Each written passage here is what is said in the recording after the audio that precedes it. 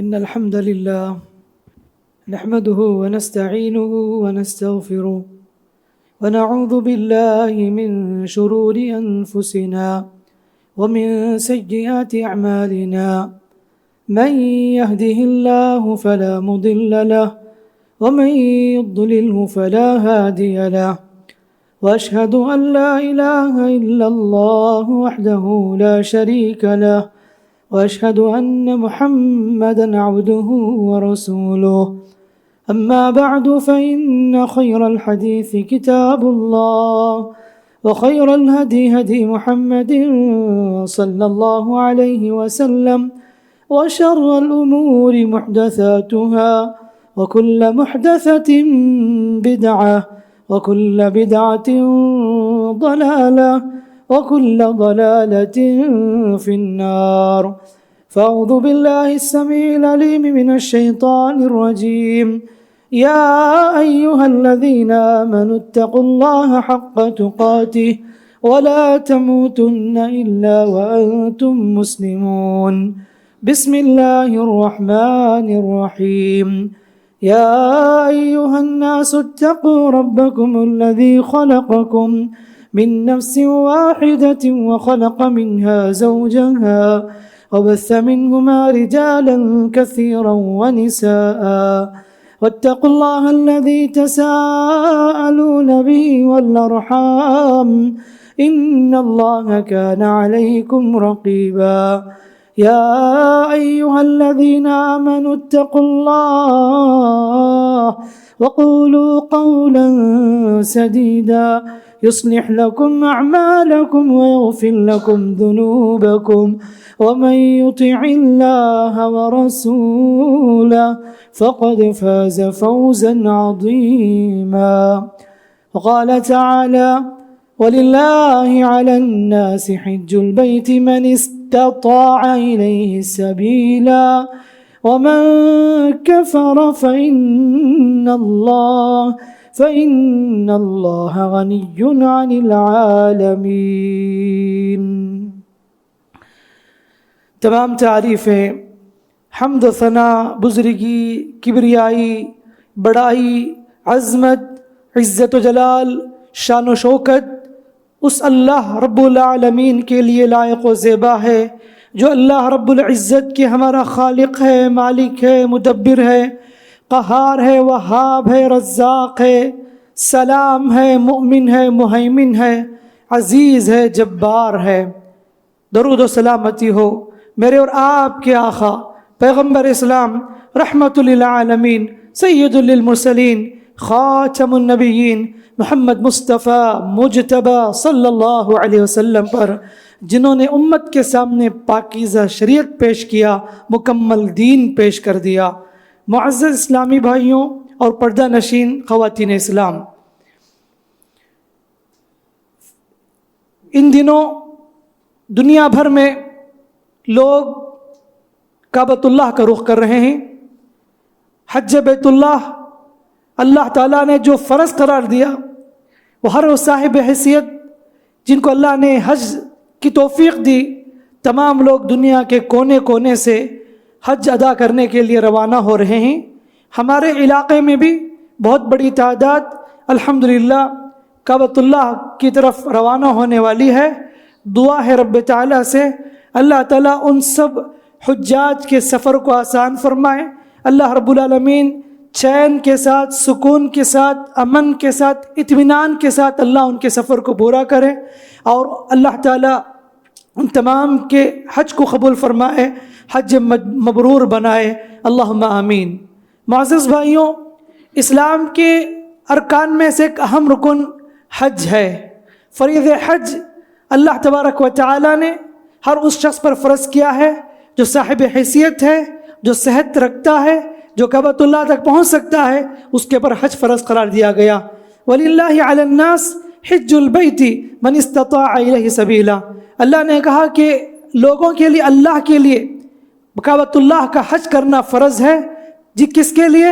من استطاع الیہ سبیلا، جو کعبۃ اللہ تک پہنچ سکتا ہو۔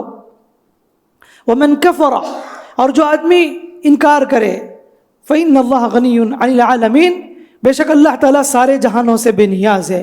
یعنی اگر تم اللہ تعالیٰ کا حکم بجا لاؤ گے تمہارا فائدہ ہے، اگر تم انکار کرتے ہو، تم اگنور کرتے ہو، نقصان تمہارا ہے.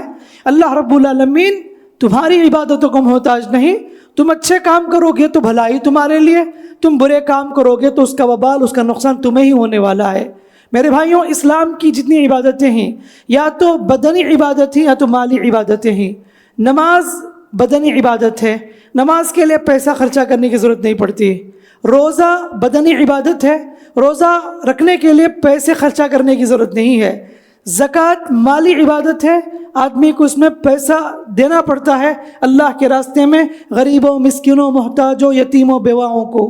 لیکن حج ایک ایسی عبادت ہے جو مالی عبادت بھی ہے، بدنی عبادت بھی ہے. اگر کسی کے پاس پیسے ہیں لیکن صحت نہیں ہے، اس پر بھی حج فرض نہیں ہے. کسی کے پاس صحت تندرستی ہے لیکن پیسے نہیں ہیں اتنے پیسے جو حج ادا کرنے کے لیے، کعبۃ اللہ تک پہنچنے کے لیے، اگر اس کے پاس استطاعت نہیں ہے تو اس پر بھی حج فرض نہیں ہے. تو حج فرض اس شخص پر ہے جو اتنا پیسہ رکھتا ہو، جو کعبۃ اللہ تک جا سکتا ہو حج ادا کرنے کے لیے، اور صحت رکھتا ہو. اگر یہ چیز شامل ہے تو اس پر فرض ہے. اسی لیے اللہ قرآن میں انہی کے بارے میں کہتا ہے وَلِلَّهِ عَلَى النَّاسِ حِجُّ الْبَيْتِ مَنِ اسْتَطَاعَ إِلَيْهِ سَبِيلًا.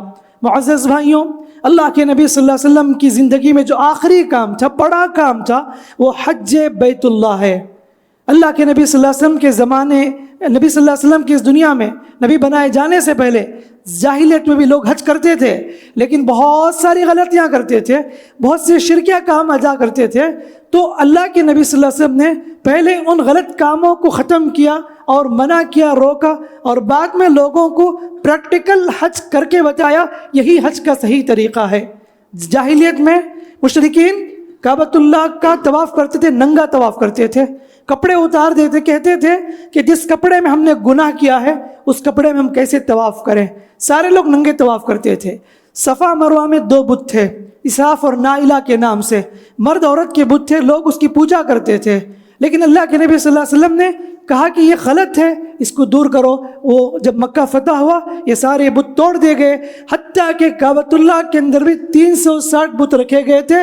مکہ جب فتح ہوا اللہ کے نبی صلی اللہ علیہ وسلم چھڑی سے ان سارے اسٹیچوز کو، بت کو گراتے گئے، یہ آیت پڑھتے گئے وَقُلْ جَاءَ الْحَقُّ وَزَهَقَ الْبَاطِلُ إِنَّ الْبَاطِلَ كَانَ زَهُوقًا. مشرکین شروع میں تلبیہ پڑھتے تھے حج میں، لبیک اللہم لبیک لبیک لا شریک لک لبیک الا شریک لک وتملکہ وما ملک. کہتے تھے اللہ ہم حاضر ہیں، اے اللہ ہم حاضر ہیں، اللہ تیرے سوا کوئی شریک نہیں مگر ایک شریک ہم ٹھہراتے ہیں، تیرے ساتھ کسی ایک کو ٹھہرا لیتے ہیں، لیکن یہ بھی حقیقت ہے اللہ جس کو ہم شریک ٹھہراتے ہیں اس کا بھی تو ہی مالک ہے. اللہ کے نبی صلی اللہ علیہ وسلم نے ان ساری غلطیوں کو دور کیا. 9 ہجری میں اللہ کے نبی صلی اللہ علیہ وسلم نے ابو بکر صدیق رضی اللہ عنہ کو امیر بنا کر مکے کی طرف روانہ کیا، اعلان لکھ دیا اور کہا کہ پڑھ کر سنا دو کہ اگلے سال سے کوئی بھی ننگا طواف نہیں کرے گا، مشرک بیت اللہ کا طواف نہیں کرے گا. یہ سارے احکامات سورہ توبہ میں موجود ہیں، وہ ساری آیتیں اور احکامات ابو بکر صدیق رضی اللہ عنہ کے حوالے کیا گیا اور حج میں یہ ساری باتیں سنا دی گئی. اور خود 10 ہجری میں اللہ کے نبی صلی اللہ علیہ وسلم 1 لاکھ صحابہ کے ساتھ حج ادا کیے. اور حج میں ایک طریقہ بھی نبی صلی اللہ علیہ وسلم نے پریکٹیکل طریقے سے صحابہ کے سامنے واضح کیا، جو صحیح طریقہ تھا، جو ابراہیم علیہ السلام نے جیسے کہا تھا. بعد کے لوگوں نے اس طریقے کو بدل دیا تھا، حج کے طریقے کو. اللہ کے نبی صلی اللہ علیہ وسلم نے ان ساری چیزوں کو واضح بتایا. کہنے لگے خذوا عنی مناسککم، اے لوگوں مجھ سے حج کے مناسک سیکھ لو، حج کے طریقے سیکھ لو. 9 تاریخ کو عرفہ کے میدان میں اللہ کے نبی صلی اللہ علیہ وسلم نے حج میں خطبہ بھی دیا تھا. بہت ساری وصیتیں کی، نصیحتیں کی امت کے لیے. اور اس میں سے ایک بات یہ بھی تھی، اللہ کے نبی صلی اللہ علیہ وسلم انڈائریکٹ بتا رہے تھے کہ میں دنیا سے جانے والا ہوں. اور حقیقت بھی یہ ہے کہ اللہ کے نبی صلی اللہ علیہ وسلم کی زندگی کا آخری عمل، بڑی عبادت حج ہے. اس کے بعد آگے چند مہینے کے بعد نبی کریم صلی اللہ علیہ وسلم کا انتقال ہو چکا تھا. میرے بھائیوں، اللہ کے نبی صلی اللہ علیہ وسلم نے اشارتاً لوگوں سے بتا دیا لعلی لا القاکم بعد عامی ھذا، اے لوگوں میرے سے دین کے احکامات سیکھ لو، شاید کہ اگلے سال میں تم سے ملاقات نہ کروں. اللہ کے نبی صلی اللہ علیہ وسلم نے اس میدان میں صحابہ کو بہت ساری نصیحتیں کی، اور اس میں سے ایک نصیحت یہ بھی تھی کہ ترکت فیکم امرین، اے لوگوں میں تمہارے پاس دو چیزیں چھوڑ کر جا رہا ہوں، یہ ایک اللہ کی کتاب ہے، میری سنت ہے، جب اس چیز کو تم لازم پکڑ لو گے تم کبھی گمراہ نہیں ہو سکتے۔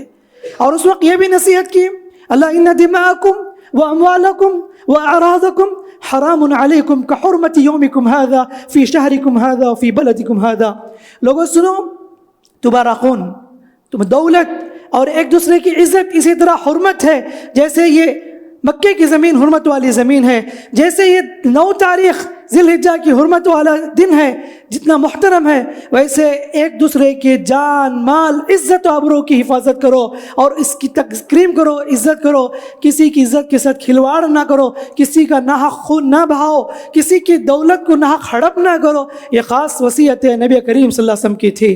سبحان اللہ، اسی جگہ پر آیت بھی نازل ہو گئی سورہ مائدہ کی، الیوم اکملت لکم دینکم واتممت علیکم نعمتی ورضیت لکم الاسلام دینا، اور اس آیت کا مطلب یہ ہے کہ اے لوگوں، آج میں نے تمہارے لیے تمہارے دین کو مکمل کر دیا اور میں نے اسلام کو بطور دین تمہارے لیے پسند کر لیا۔ سبحان اللہ، دین مکمل ہوا اس میدان میں۔ آیت نازل ہونے کے بعد حج بڑی عبادت تھی، جب ادا ہو گئی تو اللہ کے نبی صلی اللہ علیہ وسلم نے جتنے بھی احکامات، عقائد، مسائل، اخلاق، نماز کے طریقے، روزے کے طریقے، زکوٰۃ کے مسائل تفصیل سے بتا دیا، اور آخری ایک کام باقی تھا حج کا، وہ بھی اللہ کے نبی صلی اللہ علیہ وسلم نے بتا دیا، تو دین مکمل ہو گیا۔ عمر رضی اللہ عنہ سے ایک یہودی نے کہا تھا کہ تمہاری کتاب میں ایک آیت ہے، اگر وہ آیت ہماری شریعت میں اتاری جاتی ہم اسے عید کا دن منا لیتے۔ عمر رضی اللہ عنہ نے کہا کہ مجھے معلوم ہے وہ آیت سورہ مائدہ کی آیت الیوم اکملت لکم دینکم واتممت علیکم، مجھے معلوم ہے یہ آیت کب نازل ہوئی، کس جگہ نازل ہوئی، تو انہوں نے اس واضح بتایا کہ یہ ہمارے لیے بھی بڑی خوشی مسرت کی بات ہے کہ دین مکمل ہو گیا۔ دین تکمیل کے بعد کوئی اس میں اضافہ نہیں کر سکتا، اپنی طرف سے کوئی منمانی نہیں کر سکتا، کوئی بدعت و خرافات ایجاد کر کے شریعت کا لیبل لگا نہیں سکتا، اور دین کے نام سے بیکار جھوٹی باتیں پھیلا نہیں سکتا۔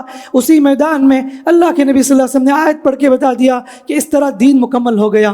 میرے بھائیوں، اللہ کے نبی صلی اللہ علیہ وسلم کا حج، آخری حج جو نبی صلی اللہ علیہ وسلم نے زندگی میں کیا تھا، امت کے سامنے واضح کر دیا۔ اور یاد رکھو، ہر صاحب حیثیت پر زندگی میں ایک مرتبہ حج فرض ہے۔ اللہ کے نبی صلی اللہ علیہ وسلم نے ایک مرتبہ کہا تھا تقریر کرتے ہوئے، اے لوگوں، تم پر حج فرض قرار دیا گیا۔ ایک صحابی نے پوچھا، اللہ کے رسول، کیا ہر سال حج فرض ہے؟ نبی صلی اللہ علیہ وسلم خاموش رہے۔ دوسری مرتبہ نبی نے کہا تو اس وقت انہی نے وہی سوال کیا کہ ہر سال فرض ہے؟ نبی صلی اللہ علیہ وسلم خاموش رہے۔ تیسری مرتبہ بھی جب اس نے پوچھا کیا ہر سال فرض ہے، نبی پھر بھی خاموش رہے۔ اس کے کچھ دیر کے بعد نبی نے کہا کہ اللہ کے بندے، جتنا حکم دیا جاتا ہے اتنا بجا لاؤ۔ جب احکامات نازل ہو رہے ہوں، جب اللہ تعالیٰ ہمیں حکم دے رہا ہے، جتنی باتیں کہی جاتی اس کو اپناؤ۔ اب سوال کرنے سے تمہارے لیے مشقت ہے، مشکل ہے۔ کہا کہ اگر میں ہاں کہہ دوں تو ہر سال ہر صاحب استطاعت پر حج فرض ہو جاتا، لیکن میں خاموش رہا۔ زندگی میں ہر صاحب استطاعت پر ایک مرتبہ حج فرض ہے۔ میرے بھائیو، ایک ایسی عبادت ہے جسے ہمیں انجام دینا ہے، جلدی کرنا ہے۔ ہم نے حج کو زندگی کے آخری عمر میں محصور کر دیا۔ بہت سے لوگوں کے پاس غلط فہمی ہے، حج ہم لوگوں کو بڑی عمر ہونے کے بعد ادا کرنی ہے، آخری کام ہے، اس کے بعد ہمیں مر جانا ہے، دنیا سے جانا ہے، ایسا تصور کیا جاتا ہے، اور ایسے بہت سارے بہانے بنا لیتے ہیں۔ ابھی شادی کرنی ہے، حالانکہ اللہ نے انہیں حیثیت دی ہے، بینک بیلنس ہے، ان کے پاس پراپرٹی جائیداد سب کچھ ہے، لیکن لوگ غلط تصور بٹھا لیے ہیں، حج ہمیں جوانی میں نہیں کرنا ہے، ہمیں تو زندگی کے آخری مرحلے میں کرنی ہے۔ مجھے تو اپنا گھر بنا لینے دو، شادی ہو جانے دو، بیٹیوں کی شادی ہو جانے دو، بزنس سیٹل کرانے دو۔ ابھی میں بزنس شروع کیا ہوں، میرا گول یہ ہے کہ 3 سال میں وہ ٹارگٹ پار کرنا ہے، میرے ایم یہ ہے، میری ایمبیشن یہ ہے، مجھے تعلیم یہ کرنا ہے۔ یہ سب اپنی طرف سے بنا لیا، یہ صرف ہم اپنے ملک میں دیکھتے ہیں، ہندوستان میں، اطراف اکناف میں، ورنہ دیگر ممالک میں ماشاءاللہ دیکھیے جتنا بھی رپورٹ ہے، حج کو جانے والے بڑی تعداد، بڑی عمر کے لوگ انڈیا کے، بقیہ جوان وہ لوگ ادر کنٹریز کے، بڑی تعداد میں 80% 70% اچھے جوان لوگ ہی نا ماشاءاللہ حج ادا کر رہے ہوتے ہیں، لیکن ہمارے علاقے کے لوگ، بہت سے لوگ اس عمر کے آخری مرحلے کو پہنچنے کے بعد حج ادا کرتے ہیں۔ یاد رکھو کہ اللہ تعالیٰ نے آپ کو حیثیت دی ہے، آپ کسی بھی عمر کے مرحلے میں کیوں نہ ہو، آپ پر حج فرض ہو جاتا ہے۔ مثال پر کسی کی عمر 20 سال ہے، ماشاءاللہ لاکھوں کی پراپرٹی ہے، سب کچھ حیثیت ہے، وہ کر سکتا ہے تو ادا کر دے، تاخیر نہ کرے۔ اسی تاخیر کے چکر میں کتنے لوگ اس سے محروم ہو گئے۔ آج صحت ہے، آپ چلتے ہیں پھرتے ہیں، اور یہ جو زندگی آج کل گزر رہی ہے کب کس کی ختم ہو جائے اس کی بھی گارنٹی نہیں ہے۔ آج صحت ہے، کل کیا صحت باقی رہے گی اس کی بھی گارنٹی نہیں ہے۔ کتنے لوگ تمنا رکھتے ہیں لیکن صحت ساتھ نہیں دیتی، وہ حج ادا نہیں کر سکتے۔ اور بہت سے لوگ ایسے بھی ہیں، دنیا بھر پھرتے، وہ لوگ کئی جگہ پر سفر کرتے، بزنس کے لحاظ سے، ٹور کے لحاظ سے، کبھی یورپ کا سفر کرتے، کبھی فلاں کنٹری سفر کر لیتے، لیکن توفیق نہیں ہوتی ان کو مکہ جانے کی۔ کہتے بعد میں دیکھیں گے، حج بعد میں کر لیں گے۔ یہ تصور غلط ہے۔ اللہ کے واسطے آپ کو اللہ نے اگر صحت اور تندرستی دی ہے، اللہ نے آپ کو حیثیت دی ہے، تو جتنا جلدی ہو سکے حج ادا کرنے، مکمل کرنے کی پوری کوشش کرو۔ اللہ کے نبی صلی اللہ علیہ وسلم نے کہا کہ من حج للہ فلم یرفث ولم یفسق رجع کیوم ولدتہ امہ، جو آدمی حج کرتا ہے، حج میں کوئی غلط کام نہیں کرتا، گناہ کا کام نہیں کرتا، لڑائی نہیں کرتا، اور وہ لوٹتا ہے، سبحان اللہ، اللہ کے نبی مثال دیتے ہیں جیسے بچہ ماں کے پیٹ سے نکلتا ہے پاک صاف، اس پر کوئی گناہ نہیں ہے، ویسے حاجی حج سے لوٹتا ہے، اس پر کوئی گناہ دھبا نہیں ہوتا، اللہ اتنا پاک کر دیتا ہے۔ شرط یہ ہے کہ حلال پیسے ہو، شرط یہ ہے کہ حلال پیسے ہوں۔ ہمارے پاس افسوس یہ بھی ہے کہ بڑی تعداد حاجیوں کی، خود کو حاجی کہنے والے، ان کا دھندا سب حرام کا دھندا ہوتا ہے، سود خوری، سود کے پیسے، بینک میں لون رکھ لے کر، لوگوں کو ٹھکا کر، ڈبا کر، رلا کر، ستا کر، جائیداد ہڑپ کر کے، قرضے کو ادا نہ کرتے ہوئے، بیکار کے بہانے بنا کر، مظلوم، یتیم، بیواؤں، مسکینوں کے پیسے منہ مار کے حج ادا کرتے ہیں۔ اللہ کی قسم، یہ کرنا اور نہیں کرنا دونوں برابر ہے، فائدہ نہیں ہے ایسے حج، ایسی قربانیاں۔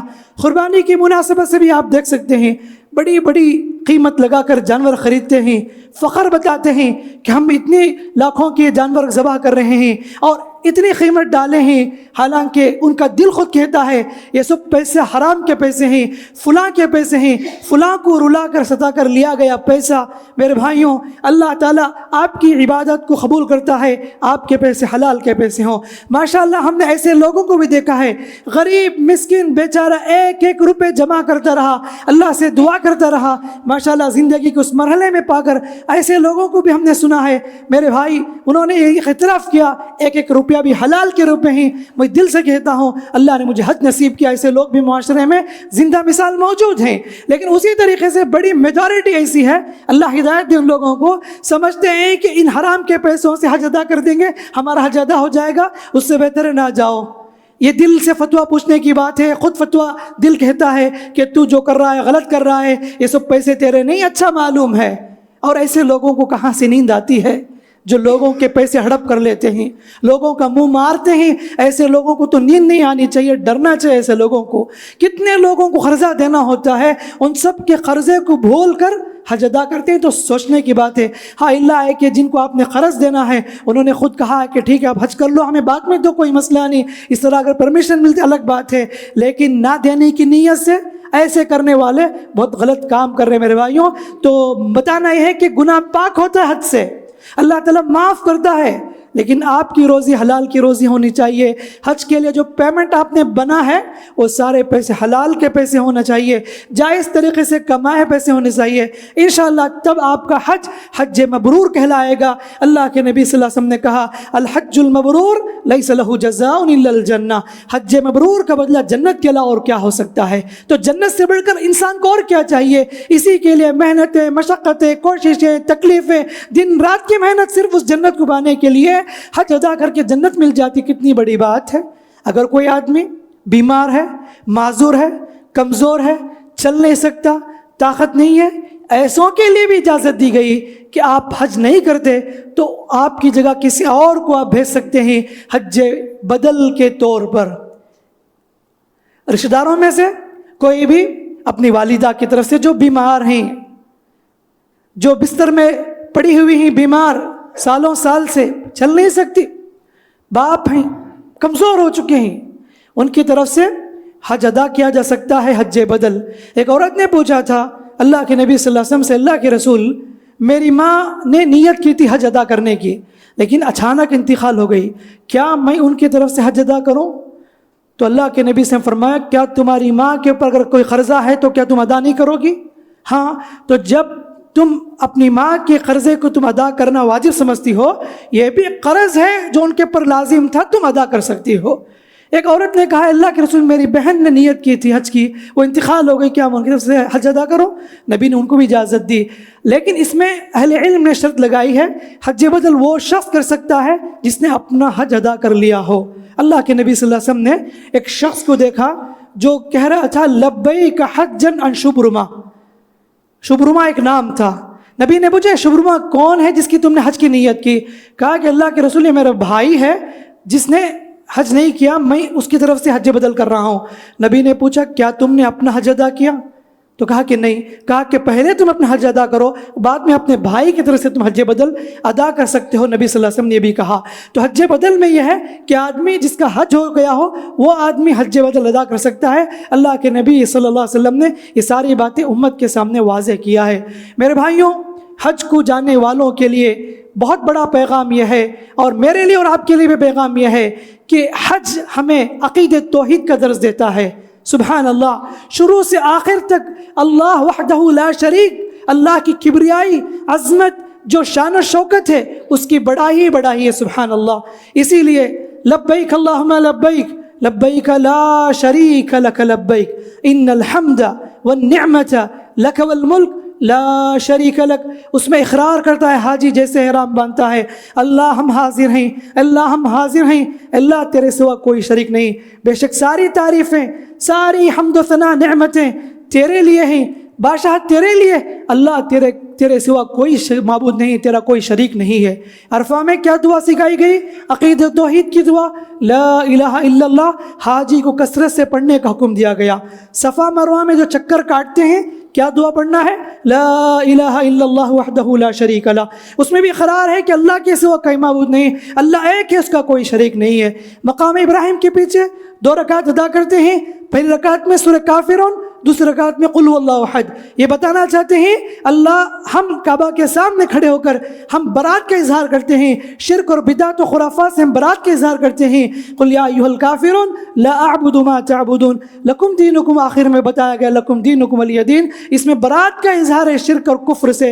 اور دوسری رکعت میں اخلاص پڑھتے ہیں، قل هو اللہ احد، اللہ ایک ہے، اللہ بے نیاز ہے، اس کی کوئی اولاد نہیں ہے، ماں باپ ہیں نہ اس کے ماں باپ ہیں، اور اس کے جیسا کوئی نہیں، اس کا ہمسر کوئی نہیں ہے۔ سبحان اللہ، جب کنکری مارتے ہیں حاجی جمرات میں اللہ اکبر کہہ کے کنکری مارتے ہیں، یہ بھی اللہ کی کبریائی بیان کرنا ہوتا ہے۔ تو حج کا بہت بڑا لیسن یہ ہے کہ اللہ کے واسطے حج سے پہلے آپ پہلا میسیج یہ دیکھ لو، حاجیوں کو چاہیے کہ ہم جہاں پر جا رہے ہیں عقیدت توحید کا اقرار کرنے کے لیے، اور اپنے دل کو شرک اور بدعت سے پاک رکھو، کفر سے پاک رکھو۔ جس کے دل میں شرک اور کفر کی محبت ہے اور حج کا ادا کرتا ہے تو حج کا ادا کرنا نہ کرنا دونوں برابر ہے، اس لیے کہ شرک کے ساتھ اللہ عبادتوں کو قبول نہیں کرتا، اور ایسے لوگ جو شرک کرتے ہیں، شرکیہ محبت دل میں رکھتے ہیں، شرکیہ کام انجام دیتے ہیں، اللہ تعالیٰ ایسے لوگوں کے اعمال کو برباد کر دیتا ہے۔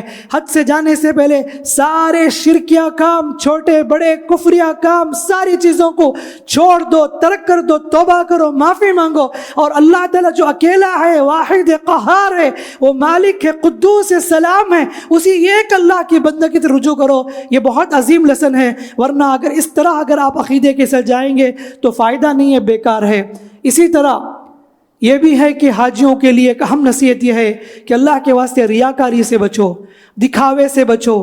آپ اس طرح سارے لوگوں کے پاس اعلان کرتے ہوئے نہ پھرو کہ میں حج کو جا رہا ہوں، حج کو جا رہا ہوں۔ اپنے مخصوص لوگ، رشتہ دار لوگوں سے بتائیے، ملاقات کیجئے، کوئی مسئلہ نہیں ہے، لیکن شیطان یہاں آپ کی عبادت کے ساتھ کھیل سکتا ہے، آپ کے دل میں ریاکاری ڈال سکتا ہے کہ آپ تعریف سننے کے لیے، لوگوں کے پاس حاجی کا ٹائٹل لینے کے لیے، لوگوں کو دکھانے کے لیے اور حیثیت بتانے کے لیے اس طرح کی چیزیں انجام دے رہے ہیں۔ یہ ساری چیزیں آپ کی عبادت کو خلل کر سکتی ہے، اور اللہ کے واسطے آپ ایئرپورٹ میں بھی کیوں نہ ہو، بہت سے لوگوں کو ہم نے دیکھا ہے کہ حج کو جا رہے ہیں، ایئرپورٹ میں کتنی سیلفیاں، کتنی ویڈیوز اپلوڈ کرتے ہیں، بعد میں پتہ چلتا ہے گروپ میں آنے کے بعد اچھا یہ صاحب بھی حج کو جا رہے ہیں۔ کیوں ایسا کرتے ہیں آپ لوگ؟ ایسا نہ کریں آپ، اللہ کے واسطے جتنا ہو سکے لوگوں سے بہت سارے اعمال کو چھپا کر رکھیں، اللہ راضی ہو جائے تو بس ہے۔ ہم لوگ ہمیشہ لوگوں کو خوش کرنے، لوگوں کو راضی کرنے کے چکر میں پوری زندگی خراب کر لیتے ہیں، پوری زندگی سپینڈ کر لیتے ہیں، اور آخر میں قبر میں کوئی لوگ ساتھ نہیں دیتے، آپ کو اکیلا قبر کا سفر طے کرنا ہوتا ہے۔ اسی لیے ضروری ہے کہ ریاکاری سے، دکھاوے سے، شہرت سے، نام کمانے کی نیت سے اگر آپ حج کرتے ہیں تو یہ بیکار ہو سکتا ہے آپ کے لیے، اور آپ کے پیسے برباد ہو سکتے ہیں۔ اللہ کے واسطے سے بچیے۔ اور حج کو جا کر وہاں پر بہت ساری تکلیفیں کا سامنا کرنا پڑتا ہے، ایسے میں ان چیزوں پر صبر کریں انشاءاللہ۔ اللہ خود کہتا ہے کہ فمن فرض فیہن الحج فلا رفث ولا فسوق ولا جدال فی الحج، جو آدمی حج ادا کرتا ہے، جس پر فرض ہے، وہ حج میں جا کر نہ وہ گالی گلوچ کرے، نہ فسق و فجور کے کام کرے، نہ جنگ و جدال کرے، کوئی قتال کرے، کیونکہ دنیا بھر کے لاکھوں لوگ ایک جگہ پر جمع ہوتے ہیں۔ حقیقت میں دل میں ایک قسم کی عجیب کیفیت پیدا ہوگی، کراہت محسوس ہوگی دوسروں کو، لیکن نہیں، یہاں پر تمہیں صبر کرنا ہے، یہاں برداشت کرنا ہے۔ یہاں پر اللہ تعالیٰ کہتا ہے کہ اگر تم اس پر صبر کرو گے، برداشت کرو گے، تمہارے لیے بھلا ہے۔ اور حاجیوں کو اللہ نے خاصہ کہا کہ صرف دنیا مانگنا وہاں جا کر یہ کوئی فائدے کی چیز نہیں ہے۔ اللہ نے خود کہا سورہ بقرہ میں، کچھ لوگ حاجی ایسے ہیں کہتے ہیں ربنا آتنا فی الدنیا وما لہ فی الآخرۃ من خلاق، کہتے ہیں اللہ ہمیں دنیا دے، صرف دنیا دنیا مانگتے ہیں۔ اللہ کہتا ہے ایسے لوگوں کے لیے آخرت میں کوئی حصہ نہیں ہے۔ اور کچھ حاجی ایسے ہیں ربنا آتنا فی الدنیا حسنہ وفی الآخرۃ حسنہ وقنا عذاب النار، دنیا بھی مانگتے ہیں اور آخرت بھی مانگتے ہیں۔ ایسے لوگ، اللہ کہتا ہے کہ ایسے لوگ کامیاب ہیں، ایسے حاجیوں کے اللہ نے تعریف کی ہے۔ اسی طرح حج میں جا کر میں نے پہلے بھی کہا کہ وہاں پر بہت سے لوگ بدعت کے کام بھی انجام دیتے ہیں۔ کعبہ کے پاس اور مدینے وغیرہ میں جا کر ایسی ساری چیزوں سے بچو، شرکیہ کام سے بچو، بدعت و خرافات سے بچو، جیسا اللہ کے نبی صلی اللہ علیہ وسلم نے ہم لوگوں کو کرنے کا حکم دیا ہے، نماز، روزہ، زکوٰۃ۔ اسی طرح حج بھی اللہ کے نبی صلی اللہ علیہ وسلم کے حکم کے مطابق، فیصلے کے مطابق آپ ادا کریں، انشاءاللہ آپ کا حج مقبول ہوگا، اللہ تعالیٰ آپ کے حج کو قبول کرے گا۔ اور حقیقت میں وہاں پر جانے والے یہ تصور کر سکتے ہیں کہ سارے لوگ عرفہ کے میدان میں جمع ہو جاتے ہیں، سفید کپڑے میں ملبوس، کیا امیر کیا غریب، سب لوگ، سارے ملک والے ایک ہی جگہ پر جمع ہو جاتے ہیں، سب کی زبان میں ایک ہی اقرار ہے، لبیک اللہم لبیک لبیک لا شریک لک لبیک ان الحمد والنعمت لک والملک لا شریک لک۔ کتنا بڑا لکھ پتی، کروڑ پتی کیوں نہ ہو، وہ مینا میں، عرفہ میں، مزدلفہ میں بس وہ ایک چادر بچھا کر سویا ہوتا ہے۔ سبحان اللہ، اسلام ہم لوگوں کو سمجھاتا ہے کوئی آدمی اپنے خاندان سے بڑا نہیں ہو جاتا، کوئی آدمی اپنے حسب نسب دولت کی بنیاد پر خود کو بڑا نہ سمجھے۔ حقیقت میں اللہ کے نزدیک معتبر تمہارے تقویٰ کا ہے۔ کہا کہ یا ایھا الناس انا خلقناکم من ذکر و انثی، اے لوگوں ہم نے تمہیں ایک مرد عورت سے پیدا کیا، اور اس کے بعد ہم نے تمہیں قبائل میں، خاندان میں، کنبے میں ہم نے بنا دیے۔ یہ سب کیوں ڈویژن، یہ کیوں اللہ تعالیٰ بتاتا ہے؟ خاندان کی آئیڈینٹیفائی کے لیے، فخر کے لیے نہیں ہے، بس پہچانت کے لیے نام، یہ خاندان کے نام، یہ گاؤں کے نام، یہ سب only فار آئیڈینٹیفائی، صرف پہچانت کے لیے۔ حقیقت میں ان اکرمکم عند اللہ اتقاکم، بے شک تم میں عزت والا وہ ہے اللہ کے نزدیک جو زیادہ اللہ سے ڈرنے والا ہے۔ ان اللہ علیم خبیر، اللہ جانتا ہے کون اللہ سے زیادہ ڈرتا ہے، اللہ تعالیٰ خبر رکھتا ہے کون اللہ سے زیادہ ڈرنے والا ہے۔ میرے بھائیوں، نہ کالے کو گورے پر فضیلت ہے، نہ گورے کو کالے پر، نہ عربی کو عجمی پر، نہ عجمی کو عربی پر۔ نبی صلی اللہ علیہ وسلم نے کہہ دیا کہ اگر اللہ کے نزدیک اگر عزت والا وہ ہے جس کے دل میں تقویٰ ہے، وہاں جانے کے بعد پتہ چلتا ہے کہ اسلام ہم لوگوں کو کیسے جو نا یونٹی کا تعلیم دیتا ہے، اسلام ہم لوگوں کو کیسے ایک دوسرے کے ساتھ عزت کرنے، اکرام کرنے کا حکم دیتا ہے۔ یہ ساری چیزیں انشاءاللہ حجاج اکرام وہاں جا کر سیکھنے والے ہیں، سب دیکھ سکتے ہیں۔ تو لہٰذا حج کو جانے سے پہلے وہ ساری تعلیمات جو حج میں کام آنے والے ہیں، وہ ساری چیزیں سیکھ کر جائیں، علماء سے رجوع کریں، اور ایسی کوئی بھی غلطی ہو جائے فوراً فتویٰ پوچھ لیں، ورنہ غلطی پر آپ خاموش رہیں گے تو اس پر آپ کو کفارہ وغیرہ بھی دینا پڑ سکتا ہے۔ دعا ہے رب تعالیٰ سے اللہ تعالیٰ ہم تمام کے اعمال کو قبول فرمائے. جو بھی حج کے لیے روانہ ہو رہے ہیں اللہ ان کے سفر کو آسان فرمائے, اللہ ان کے حج کو حج مبرور بنائے. اللہ ہم میں سے جو لوگ حج کی تمنا رکھتے ہیں اللہ تعالیٰ ان سب کو حج نصیب فرمائے. اللہ رب العالمین 5 وقت جس کعبہ کی طرف رخ کر کے ہم نماز پڑھتے ہیں, اے رب تعالیٰ ہم تمام کو کعبۃ اللہ کا دیدار نصیب فرما, حج اور عمرہ نصیب فرما, اس کی توفیق عطا فرما. اللہ ہمارے دلوں میں اخلاص پیدا فرمائے, ہمیں شرک و بدعت و خرافات سے, ریاکاری سے, دکھاوے سے اللہ ہم سب کی حفاظت فرمائے. اللہم آمین. بارک اللہ لنا ولکم فی القرآن الحکیم ونفعنا وإیاکم بالآیات وذکر الحکیم. انہ تعالی جواد کریم ملک برفع رب حلیم. الحمد لله نحمده ونستعينه ونستغفره ونؤمن به ونتوكل عليه ونعوذ بالله من شرور أنفسنا ومن سيئات أعمالنا. من يهده الله فلا مضل له ومن يضلله فلا هادي له, وأشهد أن لا إله إلا الله وحده لا شريك له, وأشهد أن محمدا عبده ورسوله. أما بعد, فأعوذ بالله من الشيطان الرجيم. بسم الله الرحمن الرحيم. اقرأ باسم ربك الذي خلق الإنسان من علق. اقرأ وربك الأكرم الذي علم بالقلم. معزز اسلامی بھائیوں اور پردہ نشین خواتین اسلام نے ہم لوگوں کو شروع ہی سے علم حاصل کرنے, تعلیم حاصل کرنے کی خاص توجہ اور اہمیت دی ہے. الحمدللہ ماضی میں مسلمان علم کے میدان میں آگے بڑھ چڑھ کر حصہ لیے, دنیا کو انہوں نے سب کچھ دیا, سب کچھ انہوں نے دنیا کو دینے والے بنے. لیکن بدقسمتی سے ہمارے مسلم سماج میں جہاں پر اسلام میں تعلیم کی, ایجوکیشن کی اتنی اہمیت ہے, ہمارے مسلم نوجوان, ہمارے اسکول پڑھنے والے بچے علم کے معاملے میں سستی, کاہلی, کوتاہی کرتے ہیں اور اس پر خاص توجہ بھی نہیں دیتے. میرے بھائیوں 10 کا رزلٹ آج ریلیز ہوا تھا, لیکن افسوس یہ ہوا کہ ہمارے علاقے کے لوگ ہمیشہ سے معمول کے مطابق پیچھے ہی رہے. اور جتنے لوگ یہ بہانہ بناتے ہیں کہ ہمارے پاس حیثیت نہیں ہے, ہمارے پاس پڑھنے کے لیے یہ نہیں ہے, فلاں نہیں ہے, یہ سب بیکار کے بہانے ہیں. رکشہ والا, کولی والے کے بیٹے, اس کی بیٹی سبحان اللہ محنت کر کے ٹاپ 10 میں آ جاتی ہے, تو بتاؤ کہ آج کتنی دولت ہمارے پاس ہے. ہم لوگ پیسے لٹاتے ہیں ریاکاری کے لیے, دکھاوے کے لیے.